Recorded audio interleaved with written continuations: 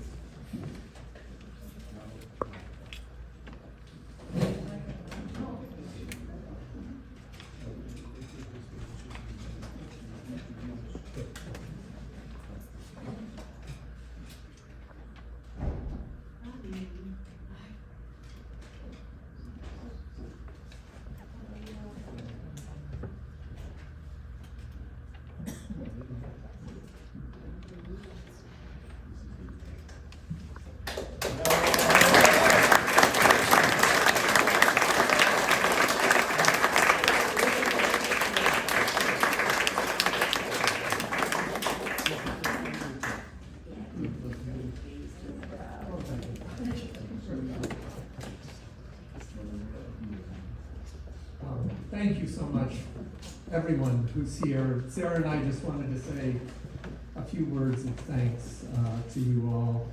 I can't really adequately express how much this means to me to accept this wonderful honor in front of all of you, my wife Robin, my son Jesse, all of the Leteliers, Juan Gabriel and Antonia. Our son Jesse shared an interesting theory with me earlier this week on why you chose me for the award. We know why you chose Sarah. He said, and I quote, "I think it's because you declared almost 25 years ago that you'd buy only Chilean wine for the rest of your life." This is true. I pledged I would only buy Chilean wine for the rest of my life if Chile stood up to the Bush administration's attempt to ram a resolution through the UN Security Council to give international cover for its invasion of Iraq. So bear with me just for a second. My IPS colleague Phyllis Bennis, who's here today, and I had been lobbying Chile, the Chilean government, on this. And the man who delivered the historic no vote, this is the second big historic no vote in Chile's history, was then Chilean ambassador to the United Nations, Juan Gabriel Valdés.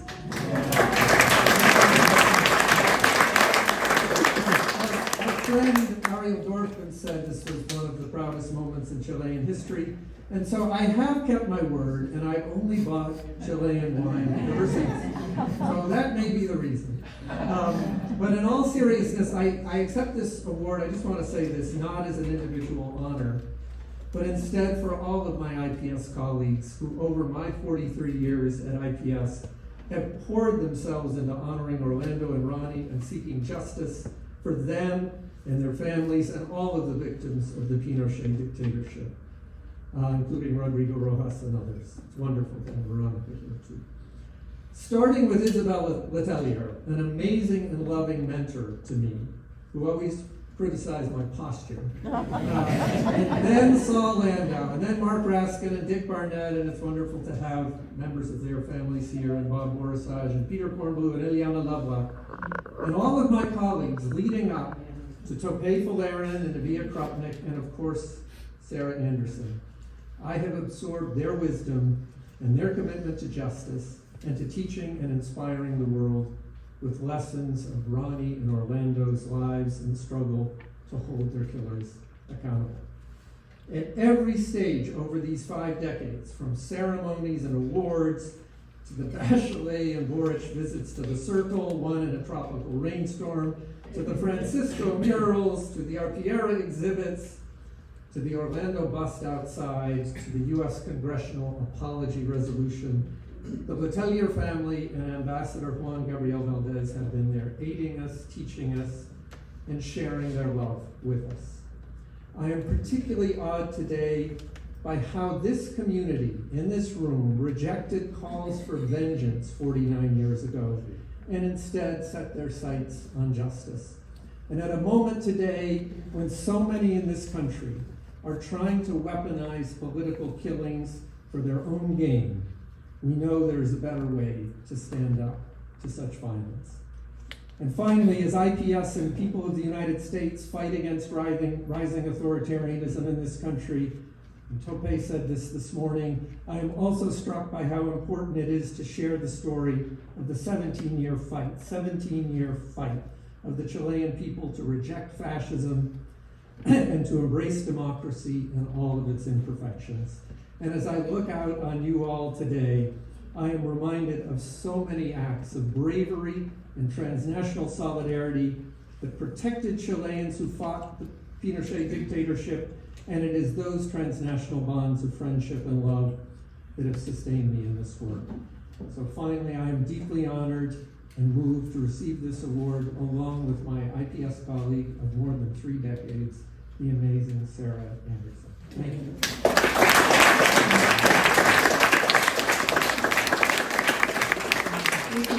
Like John, I consider it a real gift to have been playing even a small role in the fight for justice for Orlando and Ronnie and other victims of the Chilean dictatorship. I was at a very large meeting several years ago where we were asked to go around the room and name someone who had inspired you. And half the room said their mother, predictably, and most of the rest said MLK or Nelson Mandela, or someone else very predictable. And when it got to me, I said the Letelier family. And I really mean this. For 30 years now, I've been able to observe how you've used your diverse talents to turn a personal tragedy into a force for justice. It's been remarkable, and it has contributed so much to this remarkable international movement that has brought down generals put assassins on trial, won path-breaking human rights lawsuits, stripped Pinochet of his immunity, exposed the U.S. role in supporting a brutal dictatorship, and as we learn now, opened a case for Ronnie Moffett, a legal case in Chile for the first time, 50 years nearly after this crime. It's truly remarkable. And I've also been really inspired by Ambassador Valdés. As many of you know, he came close to being in the car with Orlando and Ronnie on that fateful day of September 21, 1976. But instead of revenge, he has dedicated his life to building a better and more peaceful world. And we're going to miss you when you no longer occupy this beautiful residence, but the statue of Orlando that you installed out front will be an enduring, everlasting reminder of your dedication to your friend and your commitment to human rights. So from this movement, I've learned three things: justice, not vengeance; love, not hate; and the power of persistence. And I hope these lessons will continue to inspire future generations for many years to come. Thank you.